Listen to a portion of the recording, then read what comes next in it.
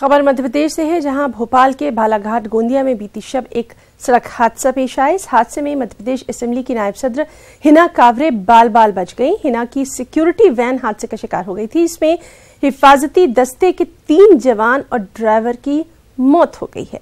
हादसा बालाघाट से 16 किलोमीटर दूर सल्टिका के करीब पेश आया।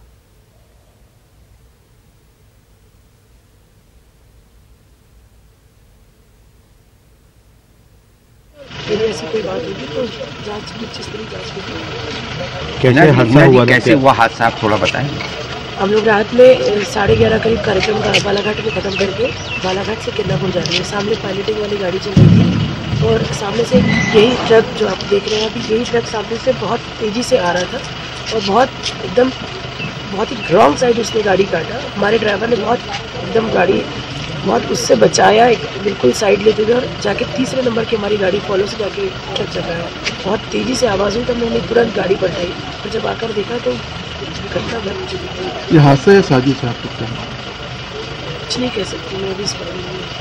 साजिश की जो बात आ रही है मैं इस मामले में कुछ बोल नहीं सकती। जो घटना हुई है अभी मैं खुद ही शॉक्ड हूँ, मुझे कुछ समझ में नहीं आ रहा। किस तरह की जांच? बड़ी घटना हुई है और ये हमारे आंखों के सामने देखते ये घटना हो गई।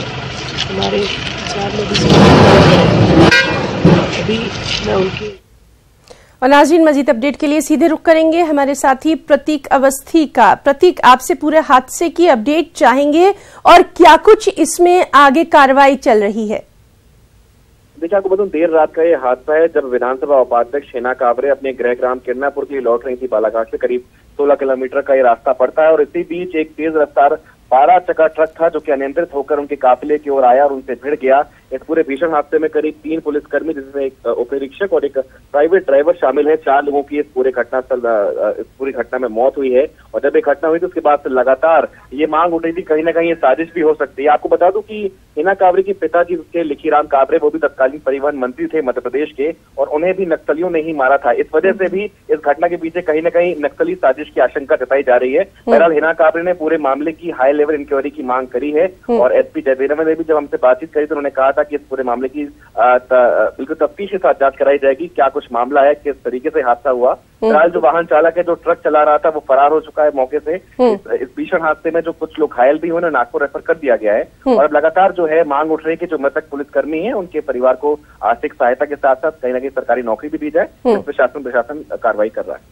जी प्रतीक, ये भी जानना चाहेंगे, हालांकि हिना कावरे जो है वो खुद अभी इस सदमे से उबर नहीं पाई हैं। हमने देखा कि किस तरह से इस हादसे ने उनके दिल और जहन पर असर किया है। क्या उनकी तरफ से कोई बयान सामने आया है फिलहाल? देखिए, फिलहाल उन्होंने सिर्फ यही बात कही है कि वो बेहद स्तब्ध हैं और जो मृतक पुलिसकर्मी हैं, सबसे पहले उनके परिवार के बीच वो पहुंची हैं। गॉर्ड ऑफ ऑनर भी उन्हें पुलिस लाइन में दिया गया है। जो परिवार है उन्हें शोक क्षमता कहीं ना कहीं दी जा रही है, उनके साथ वो अभी खड़ी हैं। आर्थिक सहायता की बात चूंकि उन्होंने बाइट में भी कही कि सबसे पहले वो उनके परिवार को देखेंगी, जो परिवार की तरफ से उनके बीच वो गई है। सरकार से क्या कुछ सहायता ज्यादा से ज्यादा हो सके इस और वो उनका प्रयास रहेगा और यही उन्होंने बयान में भी फिलहाल कहा है। जी प्रतीक, बहुत बहुत शुक्रिया आपका इस पूरी जानकारी के लिए। और नाज़रीन, अब चलिए बात करेंगे मौसम की। सबसे पहले रुख करेंगे वादी कश्मीर का, जहां हाल ही में ताजा बर्फबारी से जहां रोजमर्रा की जिंदगी बुरी तरह से मुतासिर है, वहीं टेम्परेचर भी आंख मिचोली खेल रहा है। पूरी वादी में जहां दिन में कल धूप खिली रही, वहीं रात को दर्जा हरारत में एकदम से कमी रिकॉर्ड की गई। कश्मीर में बीती रात 2019 की अब तक की सर्द तरीन रात रही। बीती रात श्रीनगर में दर्जा हरारत -6.4 डिग्री सेल्सियस रिकॉर्ड किया गया। अगर द्रास की बात की जाए तो द्रास में रात का दर्जा हरारत -28.2 डिग्री सेल्सियस रिकॉर्ड किया गया। सर्दी से बचने के लिए लोग रिवायती कांगड़ी का इस्तेमाल कर रहे हैं, साथ ही साथ जदीद आलात का भी इस्तेमाल किया जा रहा है। आपको बताएं कि वादी कश्मीर में इन दिनों चिल्लाए कलां जारी है और चिल्लाए कलां सर्द तरीन मौसम होता है जो कि 40 दिनों पर मुश्तमिल होता है।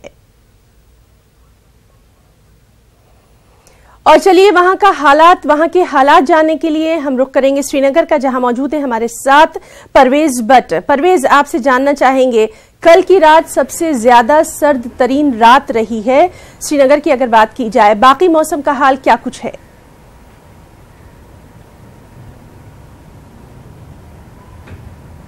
जी बिल्कुल है ना, सही फरमाया आपने। जो कल की जो रात थी वो इस जनवरी की सबसे सर्द तरीन रात अभी तक की है, जिसकी वजह से लोगों को काफ़ी दुश्वारियां यहाँ झेलनी पड़ी हैं। सबसे बड़ी जो लोगों को यहाँ पे प्रॉब्लम होती है जब भी -डिग्री डिग्री में टेम्परेचर चला जाता है, तो वो है नलके जम जाने का। नलके सुबह तड़के ही जो लोग नींद से उठे तो सारे के सारे जो नलके थे वो उनको जमा हुआ पाया गया, जिसकी वजह से पानी की सप्लाई जो है वो बहुत बुरी तरह से मुतासिर हुई। यहाँ अगर हम दर्जा हरारत के हवाले से बात करें तो श्रीनगर में -6.4 डिग्री सेल्सियस रिकॉर्ड किया गया है, जबकि पहलगाम में -14 तक टेम्परेचर पहुंचा और गुलमर्ग में -12।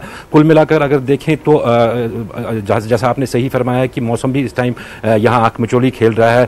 दिन में अच्छी खासी धूप खिली होती है, इस टाइम भी अच्छी खासी धूप खिली है। ताहम जो रात में जो दर्जा हरारत में कमी आती है उसकी वजह से लोगों को काफी दुश्वारियों का सामना करना पड़ता है। यहाँ अगर इंसान अंदाजा भी नहीं लगा सकता है कि द्रास में -28 में लोग कैसे अपनी जिंदगी बसर करते होंगे। वहां इस मनफी टेम्परेचर की वजह से जो ताज़ा सब्जियां हैं वो तक जम जाती हैं और बच्चों का जो दूध है वो मिलना भी मुहाल हो जाता है। तो जाहिर बात है कि इन सब सर्दियों के लिए हम यहाँ कश्मीर में पहले से ही तैयार होते हैं, पहले से ही तैयारियां करके रखी होती हैं। जैसा आपने कहा कि चिलाई कलान के 40 दिन इस टाइम चल रहे हैं, तो चिलाई कलान से पहले ही इन सब चीज़ों की तैयारियां शुरू हो गई होती हैं, चाहे वो गर्म मलबूसात हो, चाहे कांगड़ी हो, चाहे बुखारी वगैरह हो, चाहे घरों में हमाम के इंतजामात हों। तो ये सब तैयारियां पहले ही लोगों ने करके रखी होती हैं। ताहम इस बारी जो देखा गया है वो बिजली की सबसे बड़ी यहाँ जो प्रॉब्लम हुई है, बिजली की जो आंख मिचोली लगातार यहाँ पे देखी गई है। कुछ ही घंटे यहाँ बिजली, अगर श्रीनगर शहर की हम बात करें तो कुछ ही घंटे यहाँ बिजली आती है और ज्यादातर लोड शेडिंग में ही गुजर जाती है, जिसकी वजह से लोगों को काफी दुश्वारियों का सामना करना पड़ता है ना।